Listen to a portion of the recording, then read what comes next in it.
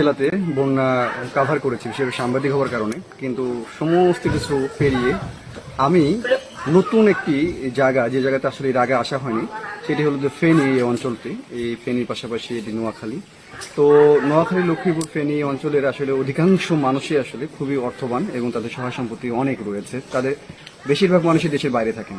Interesting ব্যাপার হলো যে আমি সারা বাংলাদেশে যে জিনিসটি দেখিনি সেটা এখানে এসে দেখেছি। সেটি হলো যে যখন আমরা ত্রাণ নিয়ে এসেছি এবং তারা তো আসলে অসহায় হয়ে পড়েছেন পরিস্থিতির কারণে, কিন্তু যখন জিজ্ঞাসা করছি যে ত্রাণ দিয়ে গেছে, হ্যাঁ দিয়ে গেছে, কি দিয়েছে, অমুক দিয়েছে, আমি বললাম যে লাগবে, আর তো ওনারা বলছেন যে না আমার লাগবে না, পানি আছে, আমাদেরকে জিজ্ঞাসা করেন, আমরা তখন পানি দিই স্পষ্টত। কিন্তু এইরকম বিষয়টি যে হাজারো মিথ্যা কথা বলছেন, 10টা ত্রাণ পাওয়ার পরে বলছে যে আমি কিচ্ছু পাইনি, এই ব্যাপারটি কিন্তু সারা বাংলাদেশে বিদ্যমান। এই জায়গায় এসে ডিফারেন্ট একটা টাচ আমি পেয়েছি আমার সাংবাদিকতার লাইফে, এবং শুধুমাত্র তাই নয়, আমি দেখেছি যে এই বিষয়টি একেবারে ভিন্ন এবং এত সোভার, এত